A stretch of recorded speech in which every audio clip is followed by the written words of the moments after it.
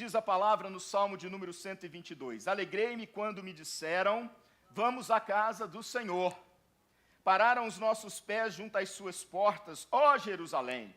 Jerusalém, você que está construída como uma cidade bem sólida, para onde sobem as tribos do Senhor, como convém a Israel, para renderem graças ao nome do Senhor. Lá estão os tronos de justiça, os tronos da casa de Davi. Orem pela paz de Jerusalém, que sejam prósperos aqueles que a amam. Reine paz em seu meio e prosperidade nos seus palácios. Por amor dos meus irmãos e amigos, eu peço, haja paz em você. Por amor da casa do Senhor, nosso Deus, buscarei o seu bem. Que o Senhor nos abençoe com o seu Espírito Santo, iluminando as nossas mentes para compreendermos a sua palavra lida nesta hora. Irmãos, hoje é o primeiro domingo do mês de agosto. Pastor Tiago já mencionou aqui no News Hope, férias terminando, né? Descanso para as nossas crianças, e então começa agora o nosso descanso das crianças dentro de casa, né? Então a vida agora vai, quem é pai tem criança pequena sabe o que é isso, né? Renan, falando nisso, como é que está o Jonah? Está bem? Você tem dormido? Não, né? Nós sabemos, mas é assim mesmo, passa, viu? Passa, você sabe disso, você já é pai pela segunda vez, né? Irmãos, então a vida vai voltando ao normal. Eu sei que tem alguns irmãos que já passaram dessa fase, não tem mais filhos na escola, essa coisa toda, né? Mas, de fato, pelo menos aqui nos Estados Unidos, quando chega essa época do ano, é meio que parecido com o mês de janeiro no Brasil. Eu fui pastor no Brasil também, e o mês de janeiro era um mês de férias, então a igreja esvaziava, mudava a rotina das coisas, né? E aqui não é diferente, né? As igrejas costumam, inclusive, mudar o seu schedule, né? As suas atividades. Nós fizemos isso, né, Renan? O New Hope Casa foi suspenso por um tempo, e agora a gente está voltando. As aulas estão recomeçando, e a gente volta agora a todo vapor, com todas as atividades. E eu queria conversar hoje com os irmãos, nesse início, né, do segundo semestre, digamos assim, do ano, sobre o nosso relacionamento com a Igreja de Jesus. Você que é membro aqui da Igreja Nova Esperança, ou membro de qualquer outra igreja, pensar também sobre o nosso relacionamento com a nossa igreja local, onde nós temos irmãos e irmãs, nos reunimos para adorar, fazemos parte, servimos, para que a gente possa pensar e avaliar o que de fato a igreja é e o que ela significa para nós. Este salmo foi escrito por Davi. Davi, o grande rei Davi, o homem segundo o coração de Deus, apaixonado por Deus, apesar dos seus erros, apesar das suas filhas, foi reconhecido como um homem, um grande homem de Deus. Escreveu muitos hinos, escreveu muitos salmos, Salmo 122 é um deles, é um salmo de romagem, ou de peregrinação, quando os judeus espalhados, pelo menos 3 vezes ao ano, nas festas judaicas, iam para Jerusalém e ali cultuavam a Deus, adoravam a Deus todos juntos, uma espécie de culto mesmo. E Davi nunca fez essa peregrinação porque ele tomou Jerusalém, conquistou Jerusalém e era a sua própria casa. O reino estava ali, o trono estava ali, o tabernáculo foi levado para aquele lugar, mas ele escreveu esse hino e esse hino passou a fazer parte do saltério do povo de Deus, começou a fazer parte da coletânea de cânticos entoados pelos peregrinos que deixavam suas casas e iam até Jerusalém para adorar ao Senhor ali. 3 palavras definem o que nós lemos aqui. As 3 palavras são alegria, amor e oração. Essas 3 palavras, alegria, amor e oração, resumem os ensinamentos desse salmo para nós hoje. Interessante que no Salmo 121, que é o salmo anterior, o salmista, né, eleva os olhos para os montes, de onde me virá o socorro? Também um salmo de peregrinação que mostra, que expressa os perigos dessa peregrinação. Quando o peregrino, o judeu, né, o povo de Deus saía do seu lar para Jerusalém, uma longa viagem cheia de perigos, E aí, o salmista no 121 fala desses perigos. Agora, o Salmo 122 vai falar do quê? Da alegria de conseguir chegar até Jerusalém para poder adorar, para poder orar ao Senhor naquele lugar. Mas a gente precisa fazer algumas considerações importantes antes da gente entrar nas lições desse texto para nós, para que a gente não caia no perigo de ler este Salmo como se ainda estivéssemos esperando a chegada do Messias. E nós sabemos que o Messias já chegou, porque o Messias é... Quem é o Messias? É Jesus. Então nós precisamos ler todo o Antigo Testamento, todo o Saltério, este Salmo, sob a ótica do Novo Testamento, sob a ótica do cumprimento pleno e total da lei por Jesus, sob a ótica do seu sacrifício, e não mais do antigo Israel, mas do novo Israel de Deus, que é a igreja do Senhor Jesus Cristo. Nós, os cristãos, esperamos não mais a vinda do Messias, mas a segunda vinda de Jesus, quando ele reunirá todos os seus na eternidade. Então, irmãos, Jerusalém, essa cidade, ela já existia antes dos judeus. Ela chamava Jebus. E quem dominava, quem vivia ali, eram os jebuseus. E nas vitórias e nas conquistas de Davi, num determinado momento, ele conquista essa cidade, e aqueles moradores são expulsos, os deuses que eram cultuados ali, deuses da imaginação humana, mas chamados de deuses pagãos, também são retirados, e Jerusalém se torna a cidade da paz. A cidade da paz é o significado de Jerusalém. E passa a ter uma importância extrema para o povo de Deus. O reino está estabelecido ali agora. O reino está ali. O tabernáculo levantado por Moisés no deserto, a arca da aliança, tudo isso foi levado para Jerusalém. O tabernáculo foi montado no Monte Sião, não é o templo ainda, não havia o templo vai ser construído por Salomão depois da morte de Davi, mas passa a ser então o centro de poder de Israel e passa a ser também o centro de adoração do povo de Deus. Para aquele povo, naqueles dias, significa ou importa entendermos que Deus definiu um lugar onde ele queria ser adorado pelo seu povo, quando o seu povo se reunisse. E esse lugar foi escolhido por Deus, determinado por Deus, é Jerusalém, no tabernáculo, em toda a cidade. Então, o povo subia para celebrar, para adorar, para buscar ao Senhor, na cidade de Jerusalém. Então, nós temos que ler este salmo não pensando mais nos sacrifícios que eram oferecidos, porque o sacrifício único já foi feito por Jesus na cruz do Calvário. Nós temos que interpretar esse salmo sob a ética da igreja, a igreja que é militante, a igreja que é triunfante.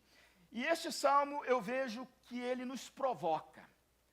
Ele faz a gente pensar, ou faz aflorar em nós sentimentos acerca de como está o nosso relacionamento com Deus e como está o nosso relacionamento com as coisas que Deus criou, com as coisas que Deus formou, com as coisas que Deus instituiu, assim como Ele instituiu Jerusalém como local de adoração, depois o templo de Jerusalém construído por Salomão. Como que nós lidamos com as coisas que Deus instituiu para nós hoje?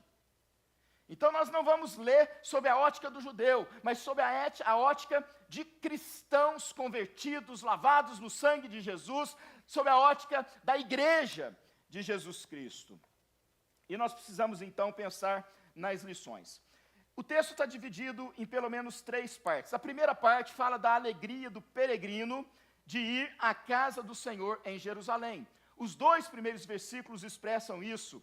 Alegrei-me quando me disseram, vamos à casa do Senhor, paramos os nossos pés junto às suas portas, ó Jerusalém. Aqui a gente precisa entender, que o salmista está expressando que de fato existia uma alegria contagiante no povo de Deus para ir a Jerusalém adorar ao Senhor. Não era um momento qualquer, não era uma cerimônia qualquer. Se nós considerarmos que eram pelo menos 3 vezes ao ano que esse povo se reunia ali para as festas, então não era uma coisa que acontecia toda semana, como nós temos toda semana, então havia uma expectativa. Está chegando a festa de Pentecostes, está chegando a festa do tabernáculo, está chegando a festa da colheita, então eles se preparavam para isso, e o salmista coloca aqui, Davi, a alegria que reinava no coração e na mente do povo de Deus para se encontrar com o seu Deus no local de adoração, no local de louvor. A primeira alegria que aparece é a alegria do convite.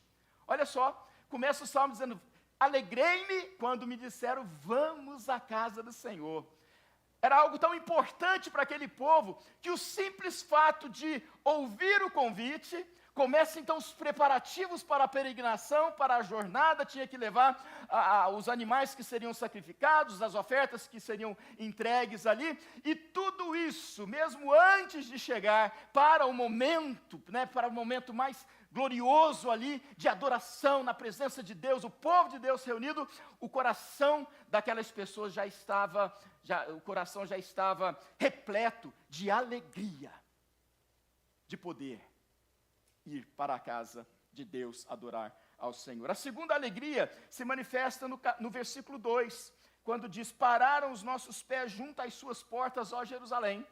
Se vem a alegria pelo convite, depois do convite e os preparativos, vem a peregrinação, vem a caminhada, e aí chegam em Jerusalém. Por isso está falando, pararam os nossos pés junto às suas portas, ó Jerusalém. É a alegria da chegada.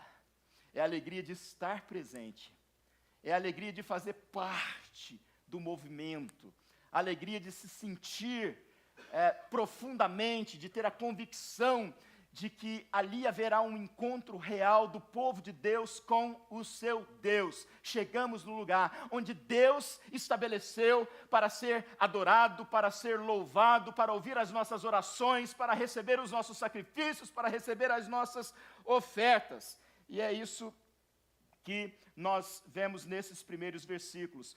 A tônica é alegria.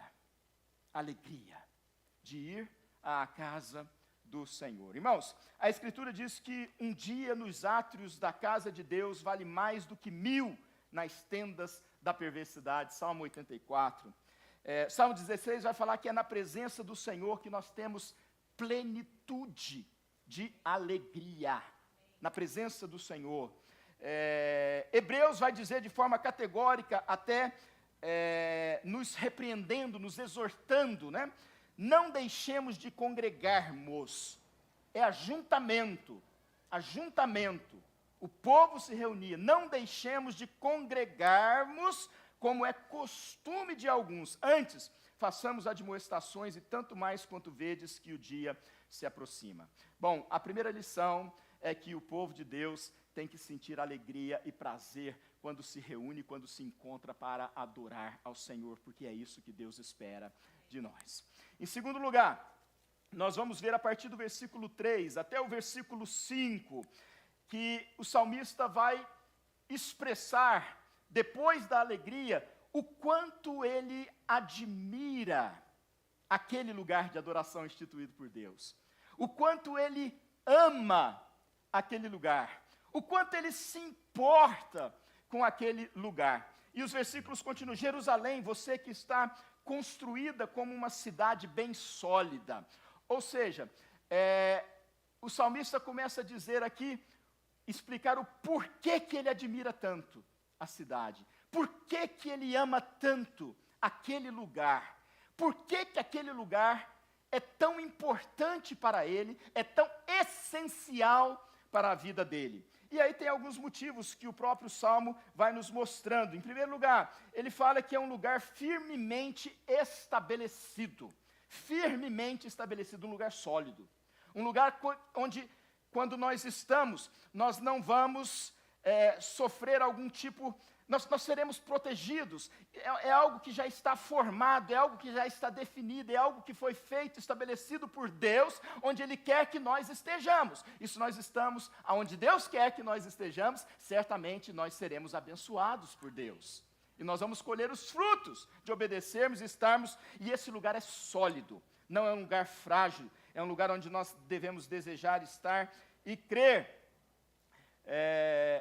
que ali Deus derrama a sua bênção.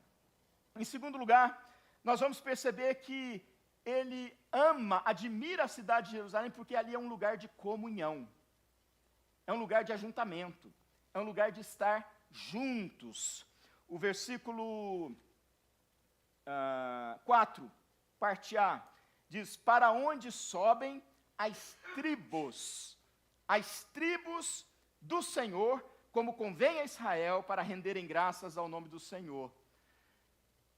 Todas as tribos, nós sabemos que Israel, esse povo foi organizado a partir dos filhos de Jacó, nas suas 12 tribos. 12 tribos espalhadas, e então nós temos aqui um momento, que é o momento da festa, que é o momento do ajuntamento, que todas as tribos vão se encontrar. As tribos têm muitas coisas em comum, mas também têm as suas peculiaridades. Não podemos pensar nas tribos como se fossem todas exatamente iguais, pensando sempre a mesma coisa, como se não tivesse opinião diferente sobre um determinado assunto, outro determinado assunto. Não, mas não interessa, porque quando chega o tempo de subir para Jerusalém, reunir, ter comunhão, todas essas diferenças caem por terra, e o que prevalece, o que permanece, é a unidade naquilo que é essencial.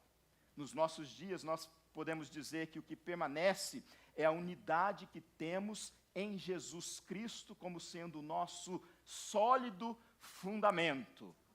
Mas é lugar de encontro, é lugar de celebração.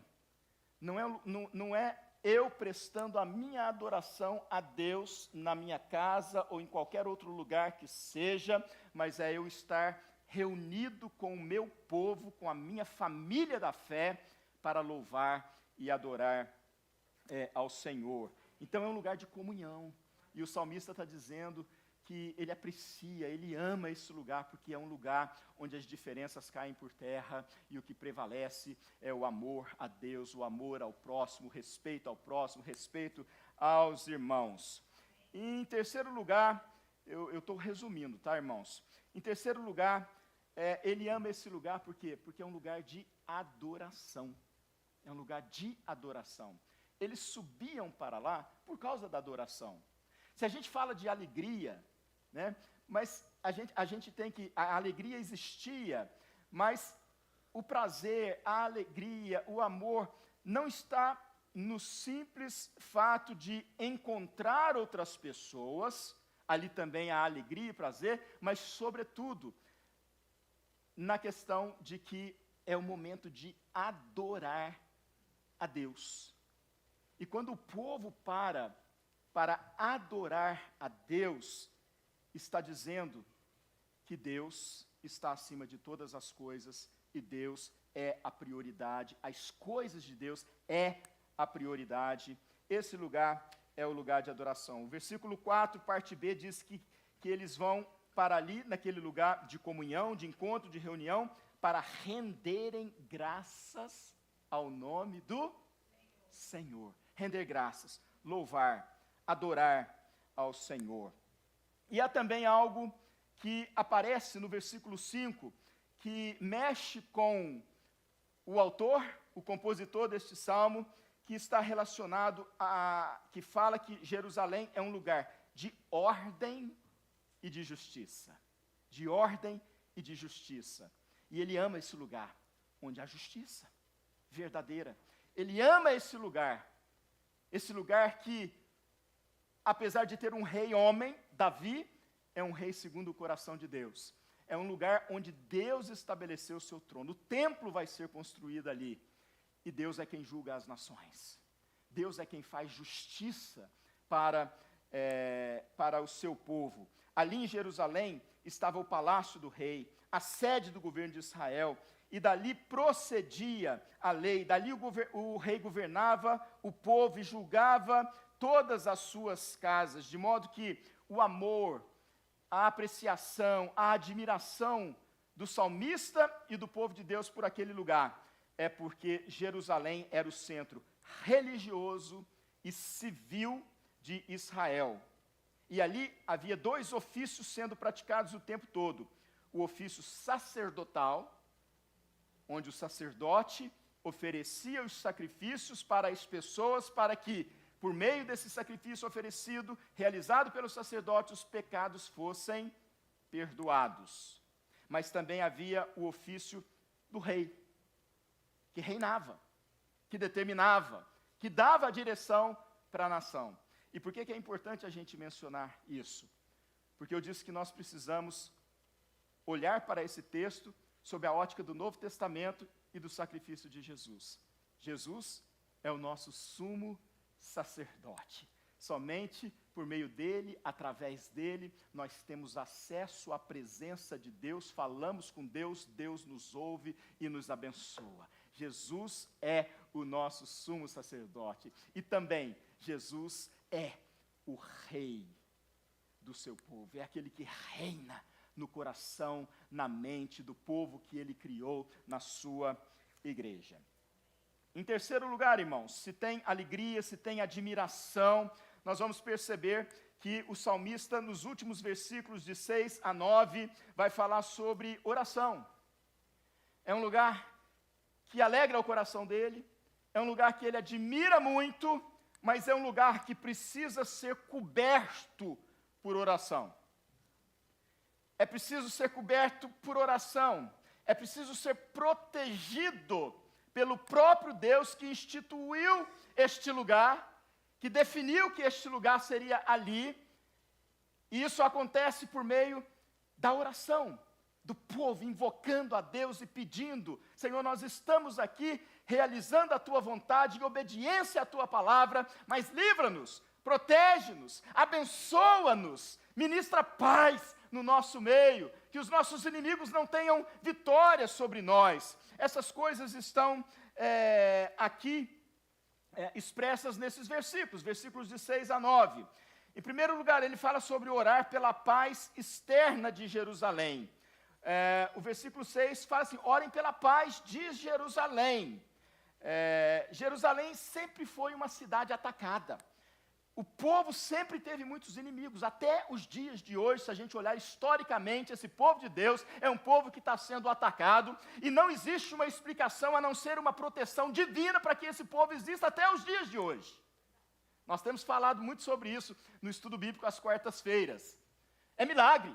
Esse povo ainda existe. Agora eu não estou me referindo à igreja, mas à nação israelita, porque há uma bênção de Deus sobre eles, e existe até hoje. Apesar de todos os ataques, apesar de todas as tentativas de destruir esse povo, tentativas que foram frustradas.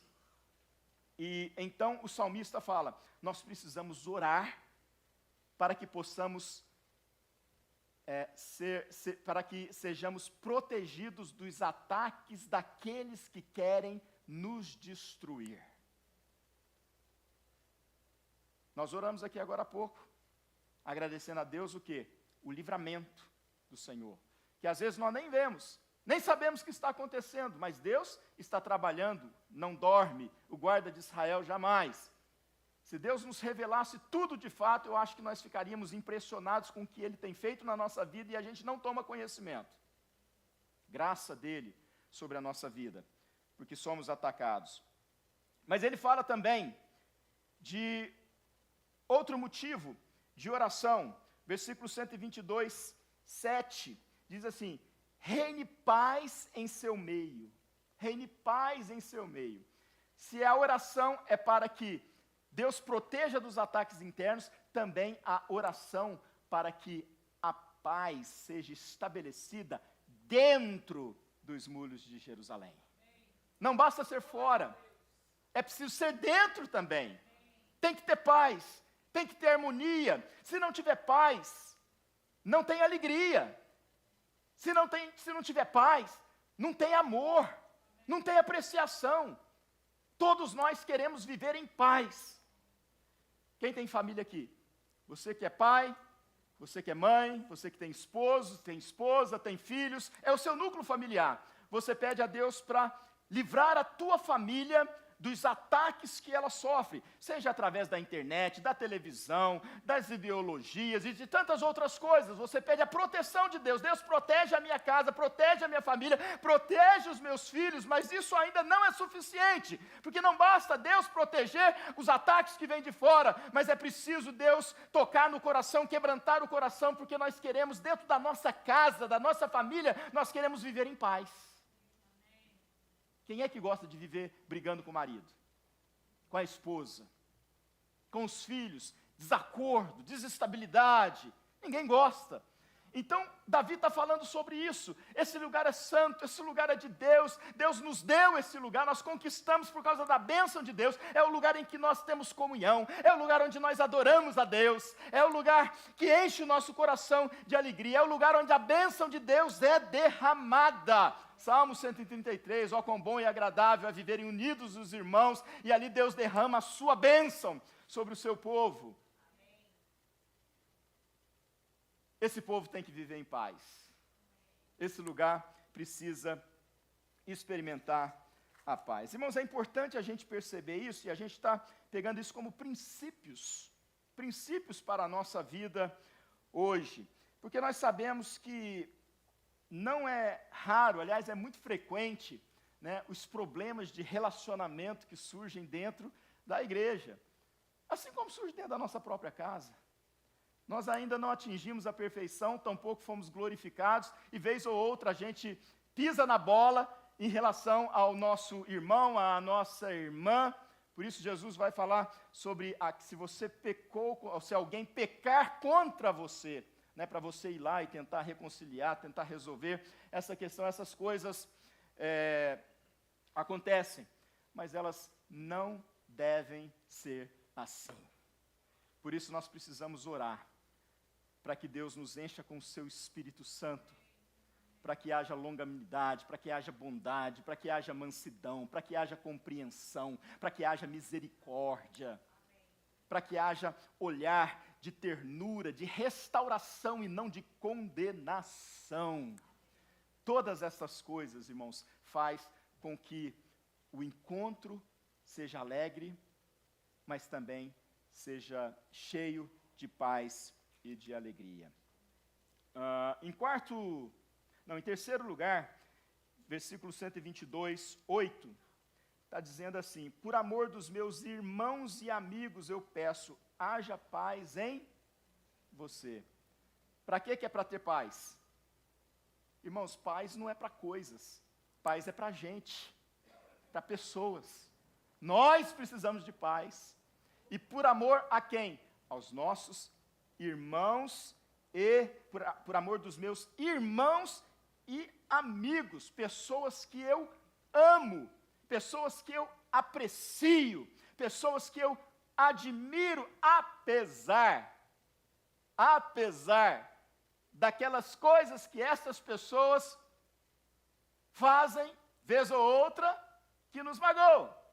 Mas eu continuo amando, eu continuo considerando, eu continuo valorizando. Sabe, irmãos, uma coisa simples, vocês sabem que eu sou muito básico, né, na minha pregação. Os meus exemplos são simples, né? Todas as vezes que na minha própria experiência de vida, eu vivo um conflito com alguém, e eu sei que vocês não sentem isso, somente eu, e dá vontade de esganar aquela pessoa. Já sentiu isso, irmãos? Não, né? O único que sente isso sou eu, né? Mas fiquem tranquilos que nunca são os irmãos da igreja. Nunca é os irmãos da igreja, tá certo, né? Mas eu sou filho de Deus, apesar de não ser perfeito. Eu tenho o Espírito Santo, apesar dos meus impulsos ocasionais. Precisa ser ocasional, não pode ser toda hora, né? Eu tenho. E aí a voz do Espírito Santo vem aqui aos meus ouvidos, fala aqui dentro de mim, de alguma maneira, né? Mas esse infeliz, esse endemoniado que está atormentando a minha vida, ele também é filho de Deus. Ele também é amado por Deus.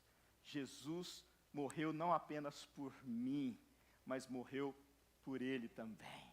E quando a gente tem essa compreensão, irmãos, a gente baixa a bola. A gente baixa a bola e aí a gente perdoa, a gente consegue caminhar mais uma milha, a gente consegue estabelecer ou reestabelecer a paz. Amém mesmo? Amém. E ele também ora por proteção. Estou acabando. 122, 9.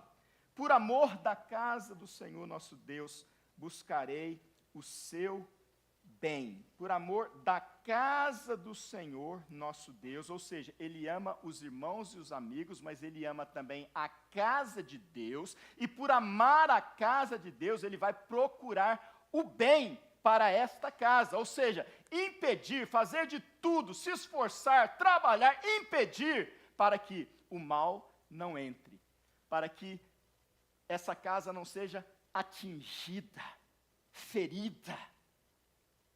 É isso que ele está falando aqui, de proteção. Por amor da casa do Senhor, nosso Deus, buscarei o teu bem.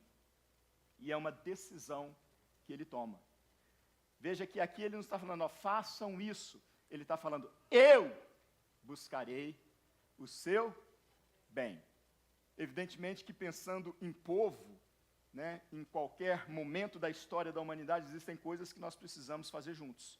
Porque a lei nos impõe, ou porque os princípios estão diante de nós, como igreja, os valores, mas existem certos momentos em que nós precisamos tomar uma decisão, e essa decisão não é o outro que toma para mim, essa decisão não é o pastor que toma para você, não é você que toma para mim, essa decisão é sua, e o salmista aqui, ele expressa esse desejo, essa decisão, eu buscarei o bem deste lugar.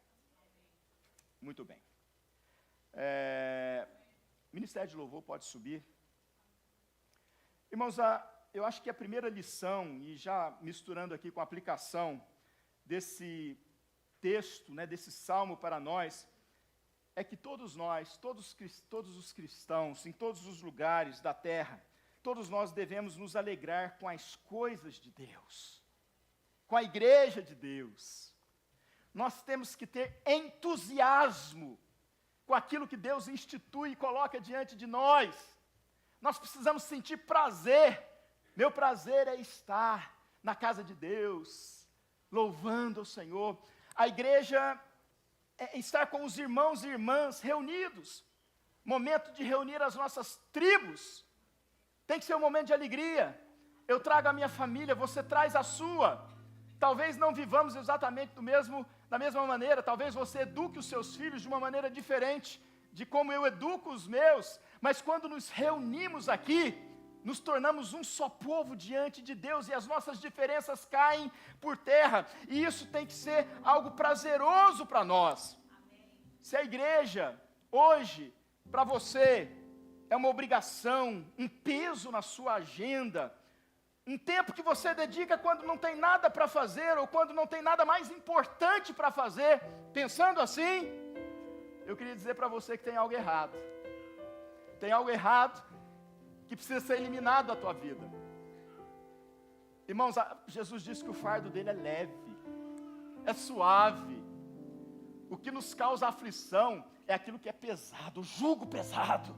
Mas Jesus nos oferece um fardo leve. E ele fala, troquem comigo, tirem esse fardo pesado e venham para mim, peguem o meu fardo.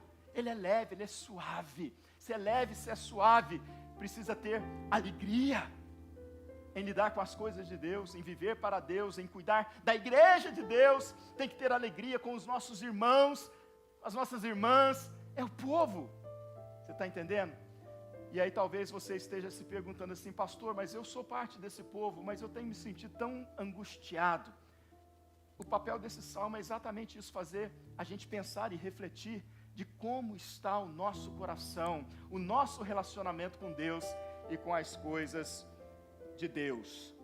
É hora de eu e você sondarmos o nosso coração e pedir a Deus que traga alegria no íntimo, no nosso íntimo, alegria, prazer, para a gente continuar a nossa jornada até a Jerusalém eterna que o Senhor já preparou para aqueles que são deles. Amém, irmãos? Se você precisa fazer essa oração, já começa a fazer aí dentro de você. Em segundo lugar, a segunda lição é que todos nós devemos amar estar na presença de Deus. Irmãos, eu sei que se a gente parar e analisar, talvez a Disney nos impacta muito mais do que a igreja no que diz respeito a aquela loucura que tem tudo lá, né? As coisas que foram construídas, né? Eu entro naqueles brinquedos lá com os meus filhos, eu fico admirado com aquilo ali, né? Que coisa tremenda. Fui na Universal com a minha filha um dia desses. Que coisa tremenda, que capacidade que o homem tem de criar coisas, de inventar coisas, de gerar coisas boas. Tá certo, e é bom, e a gente tem que aproveitar mesmo. A gente mora aqui, mas sabe qual é a diferença do que acontece lá e do que acontece aqui? É a presença de Deus, a presença manifesta de Deus. Sei que talvez você esteja pensando, mas Deus não está em todo lugar. Irmãos, está em todo lugar, mas não é disso que nós estamos falando. Nós não estamos falando da onipresença de Deus, nós falamos da presença manifesta de Deus no meio do seu povo, quando o seu povo se reúne para adorar e louvar. Isso é bíblico, irmãos, isso é bíblico. Então nós precisamos amar estar na presença de Deus, amar o lugar da comunhão, amar o lugar da adoração, amar o tempo de adoração comunitária com os nossos irmãos. Existe um perigo que nos cerca, que é o acostumar-se com as coisas importantes que Deus tem colocado na nossa vida, e pouco a pouco vamos perdendo o senso de quão grandioso é aquilo, de quão maravilhoso é, quão necessário é, e Deus me dá essas coisas, então eu não posso me acostumar com elas, e deixar de dar a elas o valor que ela tem. Eu preciso pedir a Deus para renovar o meu coração, para renovar a minha mente, para que eu continue dia após dia amando as coisas de Deus, amar estar na presença de Deus, amar servir a Deus.